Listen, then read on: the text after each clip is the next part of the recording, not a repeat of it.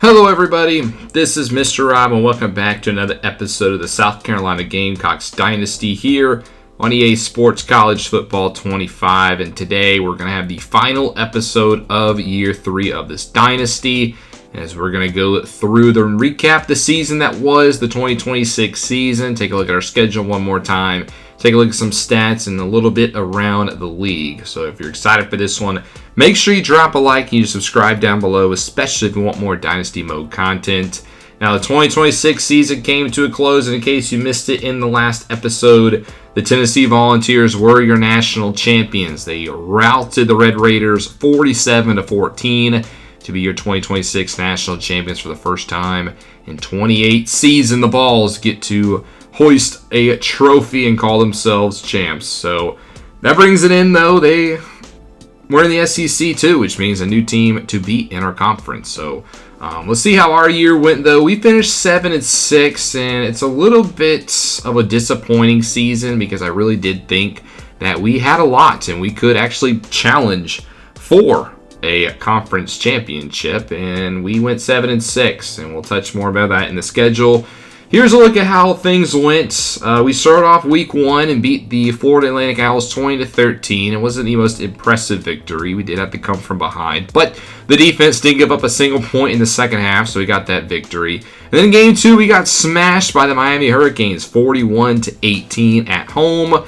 This was a little bit of a disappointing loss. I thought this was one that we could have won early in the season and would have been a very big non-conference win for us.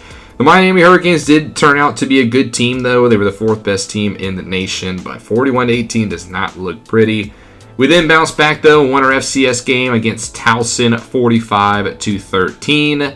But again, the offense just wasn't looking overly that impressive. Yes, we put up 45 points, but Dante Reno, the quarterback, did not look overly that well. And that kind of came to a head in the game against Texas. We lost 21-7. The defense played a good game. We were only able to muster one touchdown against the Longhorns. Then we go on a little bit of a winning streak. We go into Kentucky and win 24-13. Now, this is not the same Wildcats team that was a playoff team last year, but still a victory on the road against them was impressive. We've yet to lose to Kentucky in this series. Hopefully, let me knock on wood in case we play them again. And then we go into the next game. We win 42-38 in an instant classic in Arkansas, who ended up being a ranked team. And again, the offense, finally clicked. Reno played great. Harbor went deep and went huge, and we got that win. And then we go into Auburn to end the 3-game road trip and win all 3 games, 26-23. Another game that we had to come down to the wire, though. But this game started to open up some holes. The defense really bailed us out in this one. The offense started to become a little erratic, and Dante Reno was just turned into a turnover-prone machine. And we were riding high 5-2, and then we took a nosedive. We come back home. We play some Mississippi State team that had yet to win a conference game, and we lose 40-21. Reno, another multi-interception game, and we fell flat. This was a big loss for us. We could have been a ranked team, and we could have been threatening the SEC, but kind of hope went out the window with this one, and then it snowballed into the next one. A grueling 4-game stretch at the end of the year.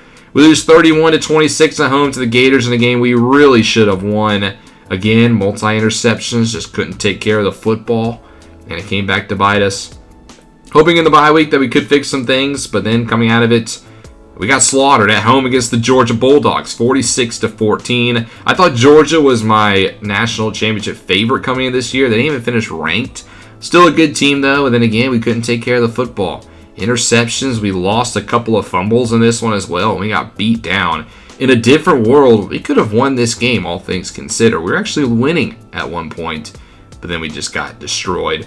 And then after a 3-game losing streak like that, what do the Gamecocks do? They go to the number 2 team in the nation, the eventual national champions, and win 42-35 on another late heroic from Nick Harbor.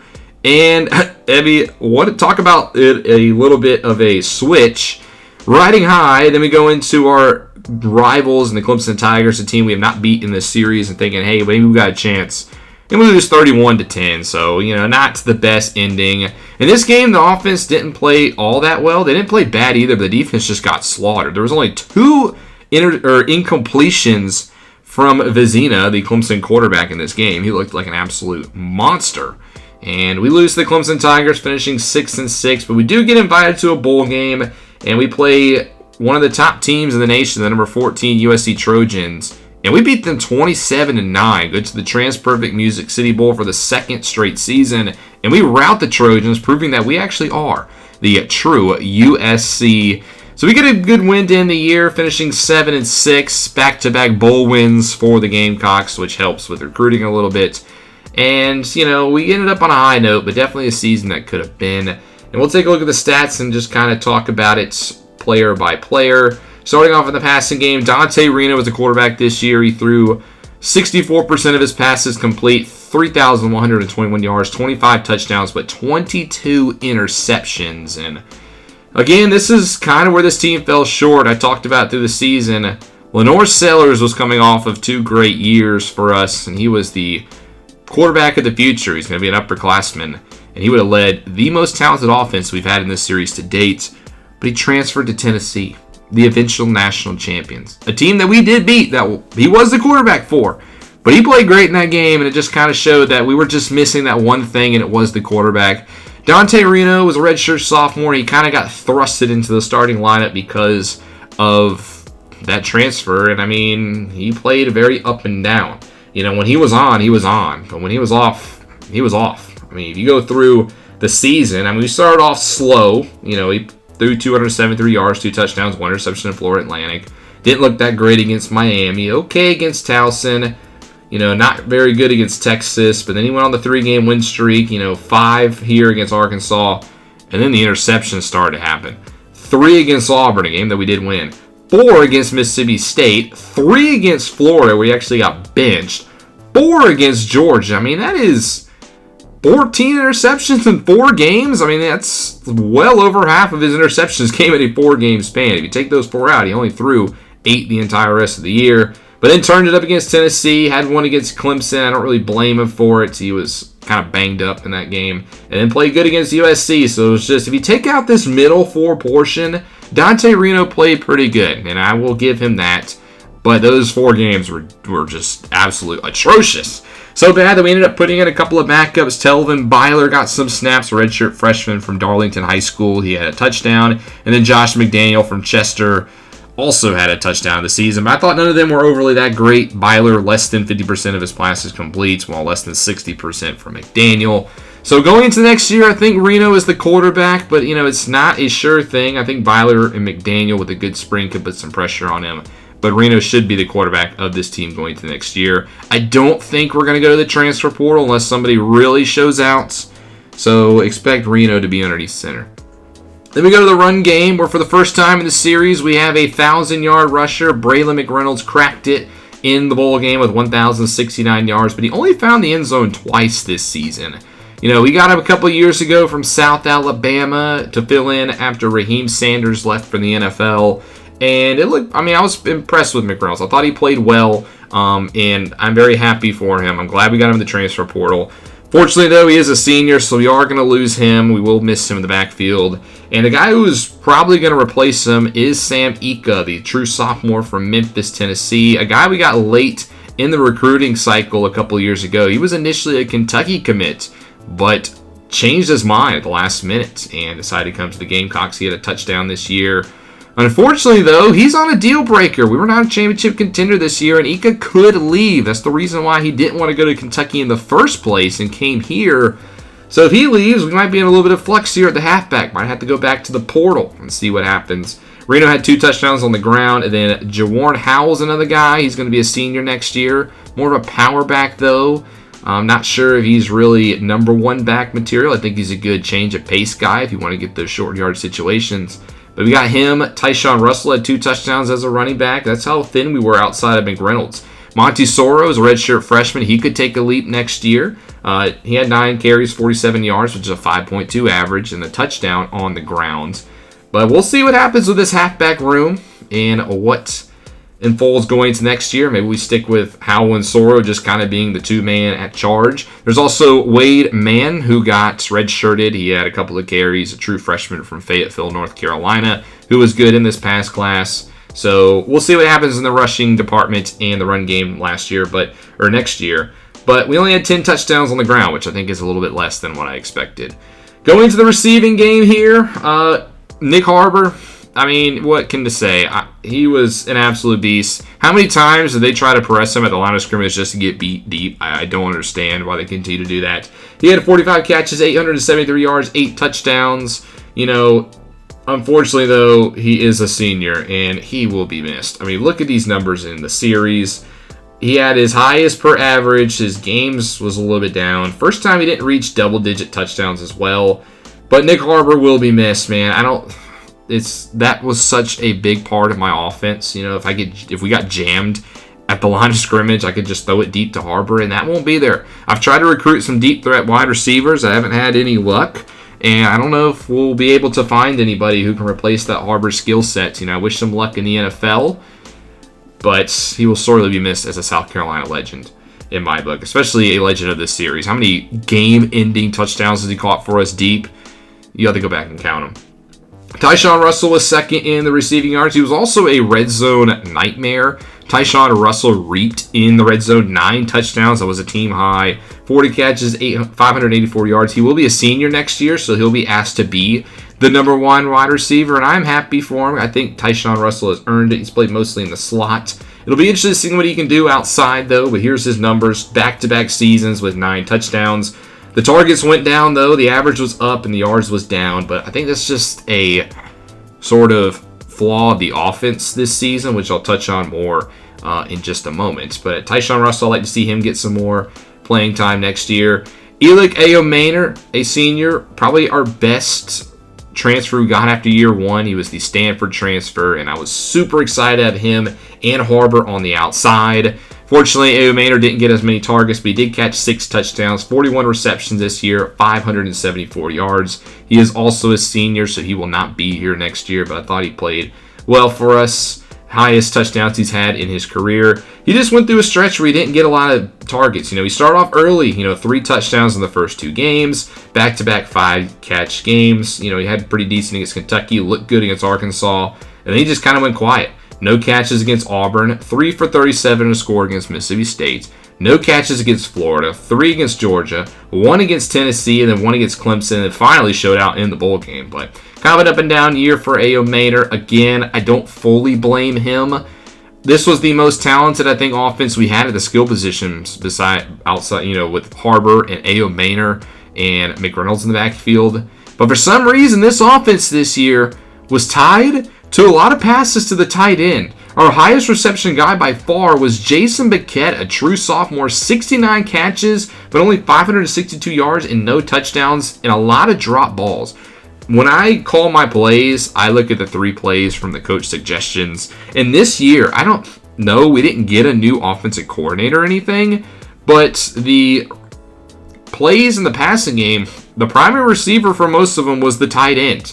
And when you have Ayomanor and Harbor on the outside, and even McReynolds in the backfield who can catch and get into space, I don't know why we were doing a lot of our offense towards the tight end.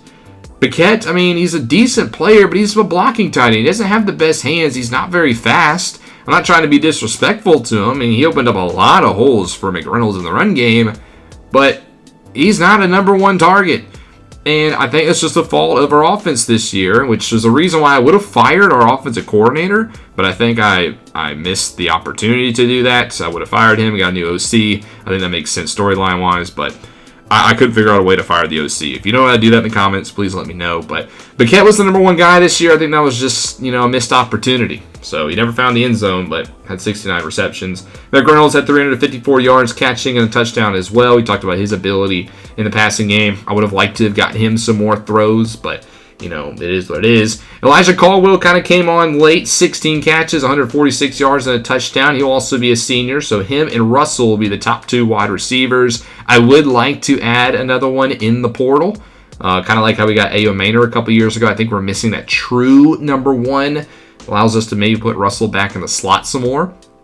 But we'll see what Caldwell and Russell can do next year. There's also DeBron Gatling, who will be a senior. He got some more playing time towards the end of the year, and I think he looked pretty good.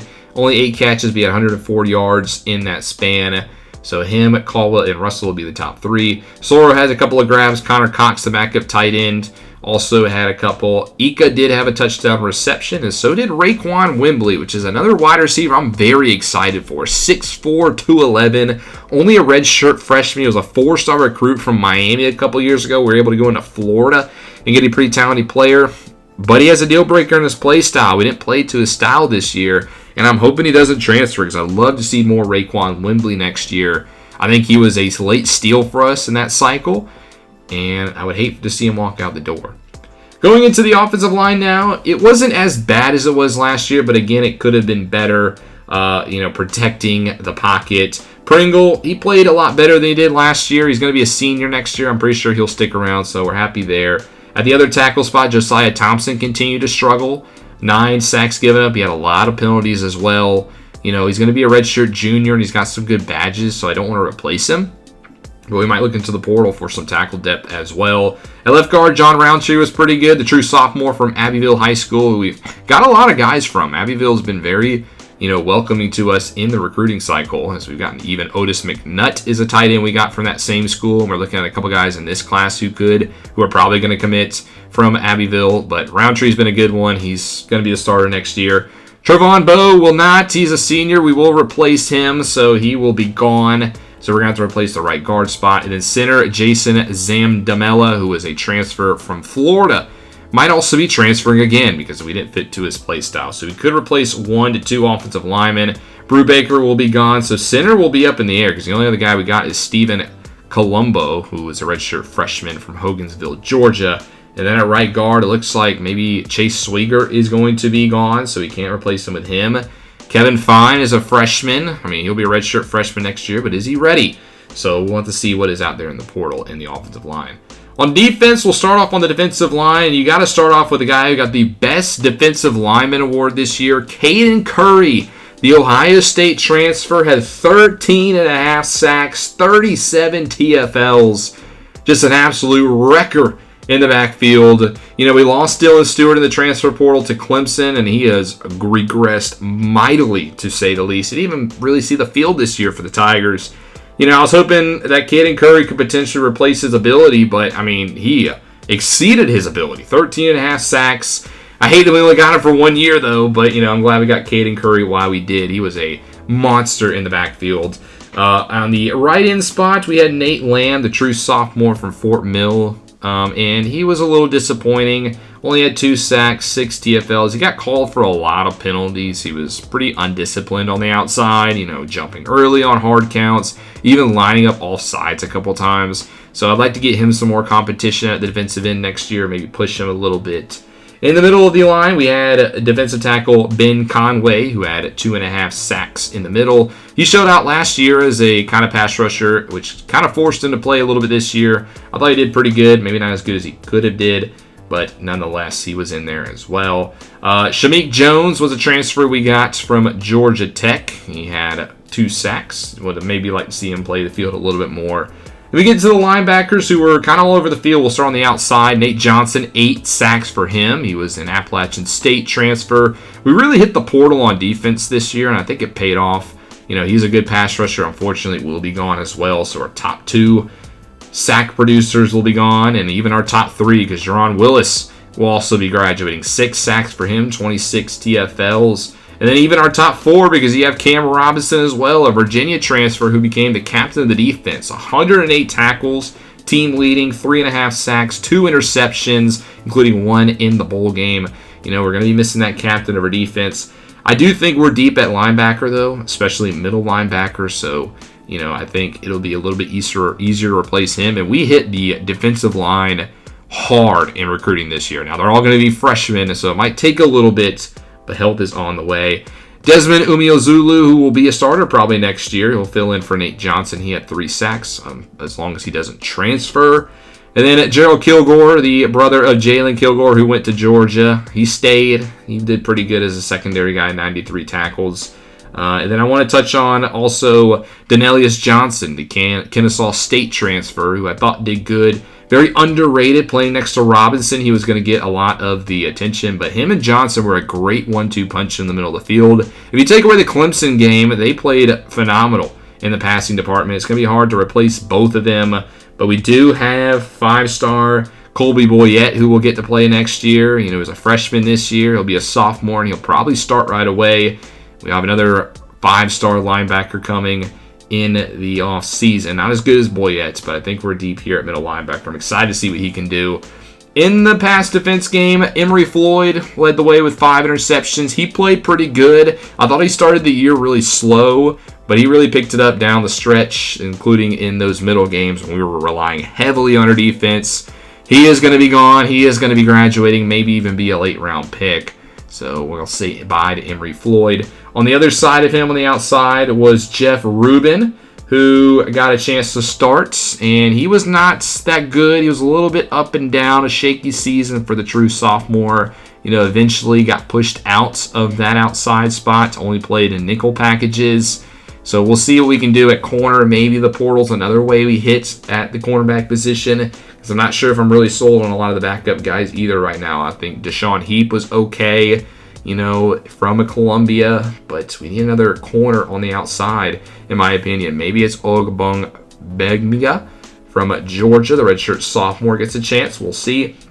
And then also we'll miss in the nickel Judge Collier. I loved Judge. 3 interceptions on the year. I think he was a great help in the run defense on the outside because, you know, we got slaughtered up the middle a lot in the run game. I think Collier did a pretty decent job out there. 3 interceptions, even played a little bit outside towards the end of the season. So a lot of guys will be missing on defense this year, which is a little bit unfortunate. In the kicking department, Mason Love took a big step back. Only 15 for 24, 62%. I was a little surprised when I saw it was that low. He made every extra point, though. But, you know, when he was a true freshman, his rating was super low. And he played a lot better as a freshman. He's actually gotten, you know, better rating-wise. But his accuracy was way down. 81% freshman year. Sophomore, he was 90. And then he was 62. So I don't know what happened with Mason Love. You know, maybe we try Marquise Otogwe, who will be a redshirt freshman next year. But I don't know. Love, I think we'll get it together, though, as a senior. In the punting game, we didn't talk a lot about this, but Taylor Montez for the past 2 years has been really bad from Naples, Florida. He has, like, not a lot of power. He's an accurate punter, but he doesn't get the ball deep. I mean, if we're in deep in our own territory and we punt the ball, the other team's probably going to start in our own side of the field, which is the big disadvantage. And I've tried to recruit some punters, but nobody's wanted to come here. So maybe we look to the portal for a punter, because I think Taylor Montez is not cutting it. He'll be a junior. He's still below a 70 overall. So that's just kind of been a sore spot for this team, especially for a team that before Coach Rob got there was very much known for their special teams. But that's a look at our stats. Kick return, we didn't really have anything in the kick return portion, but I do want to talk about punts because Mazio Bennett has been a great punt returner for us. 2 touchdowns this year in the punt return game. He will definitely handle those duties going into next season. But that does it for the Gamecocks. Let's take a look around the country, shall we? We'll start off in the nation before we go down to the conference. Your top passing yards was Will Hammond, 5,000 yards. We didn't really talk about him in the national championship because Texas Tech got routed, but he actually played a really good year. Your touchdowns leader was the Heisman winner, A.J. Swan, who's off to the NFL. We'll see where he falls in the draft, though. It'll be interesting to see where he gets picked up. But he threw 50 touchdowns, the 3rd LSU quarterback to get the Heisman behind Joe Burrow and Jaden Daniels. Interception leader was not Reno. He's 3rd. But it was Nate Bennett of Baylor with 24, as well as Walker White from North Texas. Your rushing leader was Cameron Sheldon. Yes, a lot of these teams did play a lot of extra games, but he won by like 500 yards. And he had 290 attempts, so Tennessee really pounded the rock. They didn't really do that in the national championship. But Sheldon is your rushing leader, followed by Parker Jenkins. Touchdowns leader, 17 for Jalen Buckley for Michigan. In the receiving game, your receptions leader was Coy Eakin of Texas Tech. You know, we also set the school record with the yards in a season, beating out Michael Crabtree, but he was not the most. It ended up being Micah Hudson, who passed him in the national championship. So Hudson has the record for most receiving yards in a season with Texas Tech. And if he comes back next year as a senior, he could set the record for most career touchdowns for a Texas Tech Red Raider. So 26 touchdowns between the two of them, but the top guys, there was 19 for a trio, Cameron Monteiro of Pittsburgh, Nick Chambers of Arkansas State, and then Jake Selleck, the favorite target of Swan, who's only a redshirt freshman out there in the Bayou. Blocking your sack giver-upper was Chris Hood of Ball State. Also, Cage Casey had 20 sacks allowed. Tackles leader, Harrison Taggart from Texas State. Sacks was 26 for C.J. Madden. 26 sacks in a season. My goodness. Oh my. I cannot wait to see where he goes in the draft because he's a senior and he just put up 26, but his overall will probably not be as high. Devin Hobbs, who also set a Tennessee record, beating out Reggie White, had 20 sacks, including 2 in the national championship. And then it's a huge drop-off. There's 17 for Dylan Brown, Turner of UTEP, and then Caden Curry, who's not showing up. I don't know why EA still has that glitch, but he's not there. But he had double-digit sacks. Interception leader was Derek Rogers of Purdue. That's why the Boilermakers were in the Big Ten Championship. They had a really good defense this year. And then 6 for Kalen Lee and Leedy Savage. And then Floyd had 5, as well as a couple of other players. Kickers, your most accurate. There were a couple guys who went perfect. The Kansas State kicker in Simmering, Dunn of BYU, Carpenter of Pitt, and Rashad of Nevada. In terms of kick return, there were quite a few touchdowns this year. Drayden Dickman of Rice, nice name, had 2 touchdown returns. In the punt return, it was a couple of 2s for Alex Green, Keyshawn Robinson, and Mazio Bennett.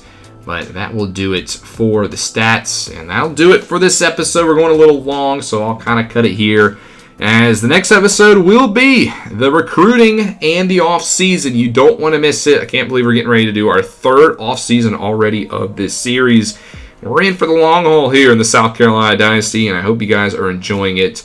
It'll be premiered this Friday at 6:30 p.m. Eastern Standard Time. You don't want to miss it, but thank you guys so much for watching. I hope you guys have enjoyed. If you did, make sure you drop a like, you subscribe down below, especially if you want more Dynasty Mode content. This is Mr. Rob, and I'll see you in the next one.